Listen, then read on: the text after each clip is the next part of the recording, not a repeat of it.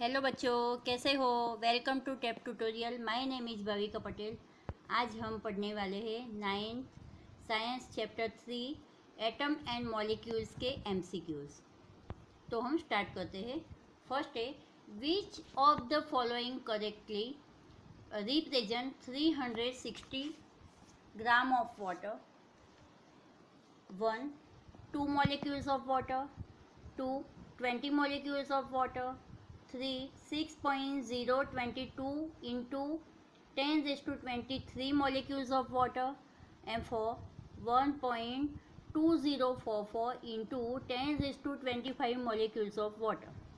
और हमारे ऑप्शन है A 1, B 1 and 4, C 2 and 3 and D 2 and 4। हमारा क्वेश्चन है, कैलकुलेट करके करना पड़ेगा। पूछा है कि विच of the following correctly represent 360 gram of water. ठीक है, तो स्टार्ट करते हैं हम। पहले तो 360 ग्राम ऑफ वाटर दिया है, तो given mass upon molar mass लेना पड़ेगा। तो गिवन मास हमारा कितना है 360, और वाटर का कितना होता है H2O। H2O का 18 होता है, तो 18 करते हैं तो कितना होगा 18 टू 36 2.0, यानी कि 20 मोल्स ऑफ वाटर। कितने मोल्स आए 20 मोल्स आए। ठीक है, अब दूसरा कोई ऑप्शन सेट होता है, देख लेते हैं। और 20 मोल्स आए। अब 1 mole is equal to 6.022 into 10 raise to 23, तो 20 मोल्स है, तो 20 इंटू 6.022 इंटू 10 रेज़ टू 23, यानी कि 6 टू 12, यानी कि ऑप्शन 4 भी सेट हो जाएगा। 6 टू 24, 2 यहाँ मिला है, 1 0 यहाँ ऐड किया जाए तो 23 24 हो जाएगा, और एक पॉइंट आगे लाए तो 25 हो जाएगा। हाँ, तो ऑप्शन 4 सेट होता है, तो हमारा आंसर आएगा ऑप्शन डी 2 and 4। ठीक है, next, which of the following statement is not true about an atom. Option A, atom are not able to exit independently. Option B, atom are the basic unit from which molecules and ions are formed. Option C, atom are always natural in nature. Option D, atoms aggregate in large number to form the matter that we can see, feel or touch। तो हमारा answer है option D.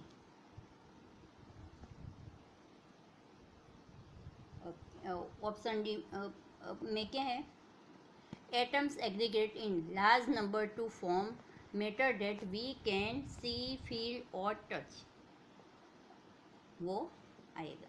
ठीक है, आगे 1U और 1 AMU means atomic mass unit का मतलब क्या है। Option A 1/12 mass of C12 atoms. Option B mass of C12 atom. Option C mass of C16 atom, और option D mass of hydrogen molecules. तो हमारा आंसर है 1/12 mass of C12 atom, यानी कि 12 इक्वल पार्ट्स कार्बन के, वो हमने atomic mass unit में का मतलब है। ठीक है, आगे, विच of the following contain maximum number of molecules. चलो ये भी हम थोड़ा काउंट कर लेते हैं। फर्स्ट ऑप्शन है 19 CO2, second 1 gram N2, C 1 gram H2 and D 1 gram CH4। तो फर्स्ट है 19 CO2। CO2 कार्बन 12 और ऑक्सीजन 16 टू जा 32, तो मिला के होते हैं 44। सेकेंड है 1 ग्राम N2, एन का मास है 14, तो 14 टू ज़ा 28। थर्ड है 1 ग्राम ऑफ H2, H का हाइड्रोजन का 1 है तो H2 है तो 2 इंटू 1 2 हो जाएगा।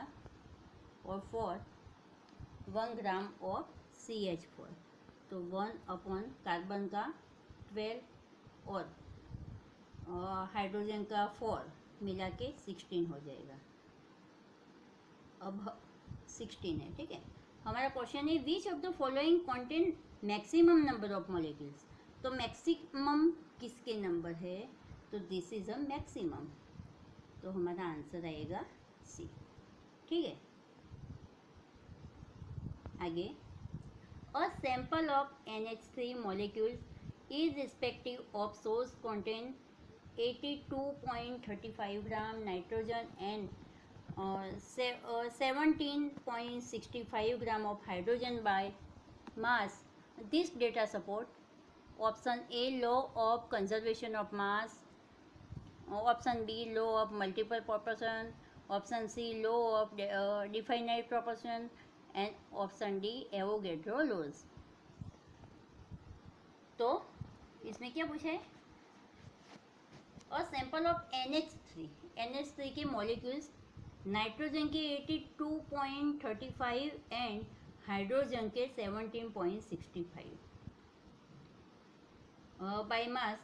तो कौन से डेटा सपोर्ट करेंगे, तो इसका रेशियो फिक्स हो वो आएगा।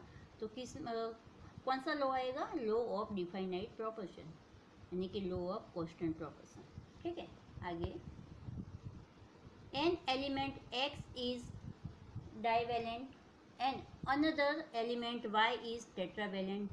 The compound formed by these two elements will be option A XY, B XY2, option C X2Y and option D XY4। देखते हैं कौन सा आता है। X डाइवेलेंट है, ठीक है, डाई यानी कि 2। अब Y टेट्रावेलेंट है तो 4 आएगा, ठीक है। अब इसमें से कोई कट करो तो यहाँ 1 आ जाएगा, यहाँ 2 आएगा, ठीक है। तो x कितना हुआ, क्रॉस में लेना है, क्रॉस मल्टीप्लिकेशन लेना पड़ता है इसमें।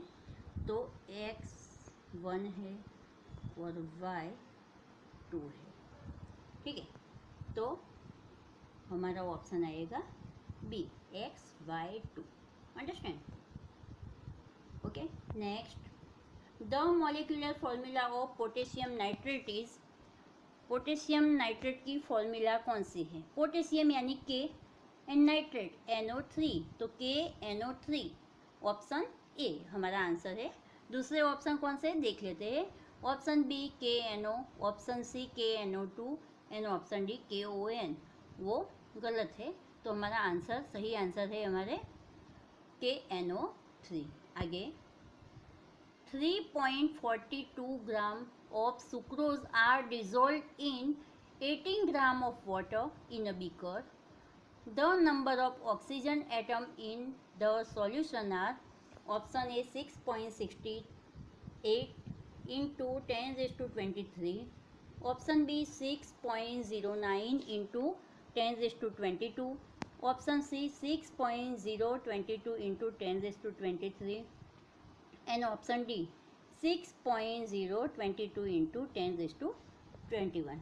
तो ये भी कैलकुलेशन वाला है, तो कैलकुलेट कर देते हैं। पहले क्या पूछा है, 3.42 ग्राम ऑफ सुक्रोज, तो हमें क्या लेना पड़ेगा, गिवन मास और मोलर मास लेना पड़ेगा। तो गिवन मास कितना है, गिवन मास 3.42। और इसका कितना होता है, तो इसका फॉर्मूला है सुक्रोज का C12H22O11, ठीक है। तो C12 12 12 144, H का 22 प्लस करो और O का 11 करो तो कुल मिला के हो जाएगा 342। कट करो तो हो जाएगा 0.01। ठीक है, 0.01 हमारा आया। अब यहाँ स्पेस नहीं है तो फिर से आगे करते हैं। 0.01 आया। ठीक है, अब क्या पूछा है? Sucrose are dissolve in 18 gram of water. अब 18 का भी ऐसा, सॉरी वाटर का भी ऐसा ही लेना पड़ेगा।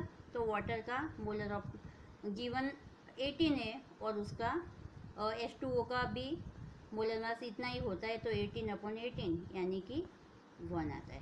कौन सा आंसर आएगा? 1 आएगा। ठीक है, अब क्या पूछा है? Number of oxygen atom in the solution. हमें ऑक्सीजन का लेना है, तो ऑक्सीजन में सुक्रोज में क्या है फॉर्मूला? C12H22O11 यानी कि ऑक्सीजन सुक्रोज में 11 है और वाटर में कितने हैं? H2O 1 है। 1 × 1 होगा। ठीक है, तो 0.01 है तो 0.11 प्लस 1 इज इक्वल टू 1.11। ठीक है, 1.11 आया। अब आगे फिर से करते हैं। हमारा आया था 1.11। हमें ऑक्सीजन का करना है। 1.11 into 1 mole is equal to कितना है? 6.022 इंटू 10⁻23। तो उसका कैलकुलेशन करो तो कितना हो जाएगा? इसका कैलकुलेशन करो तो 6.68 इंटू 10⁻23 यानी कि हमारा ऑप्शन ए आंसर आएगा। ठीक है, अंडरस्टैंड? चलो आगे बढ़ते हैं। Next question 9। Molecular mass is defined as the option A mass of one molecules of any substance compared with the mass of one atom of C12, mass of one atom compared with the mass of one atom of hydrogen, mass of one atom compared with the mass of one molecules, and option D none of the above। हमारा question क्या है? Molecular mass is defined. Molecular mass define करना है तो हमारा option में answer है mass of molecular any substance compare with mass of one atom of C12, क्योंकि इसमें क्या है? इक्वली 12 पार्ट करने हैं। ठीक है,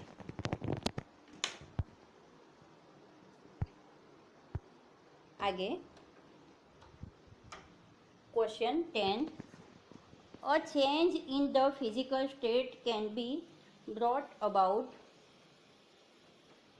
option A only when energy is given to the system, option B only when energy is taken out from the system, option C when energy is either given to taken out from the system, and option D without any energy change। तो हमारा answer आएगा when energy is either given to taken out from the system, क्योंकि हम energy देते हैं तो state change होता है, यानी कि उसकी सिस्टम चेंज होती है। ठीक है, next question 11। The atomic mass of sodium is 23। The number of moles in 46 of sodium. हमारे option A 4, option B 2, option C 0 and option D 1/2। ये तो सिंपल है। गिवन मास कितना दिया है? 46 और सोडियम का कितना है? 23, 2। तो ऑप्शन बी हमारा आंसर है। ठीक है, next Which of the following represent a correct chemical formula? A. CaCl, B. BiPO4, C. NaSO4 and D. NaS. तो इसमें हम करते हैं CaCl, तो Ca क्या है, +2 है, यानी कि 2 आएगा यहाँ. अब Cl -1, तो यहाँ 1 आएगा, तो क्या होगा, CaCl2 नहीं है. Second BiPO4,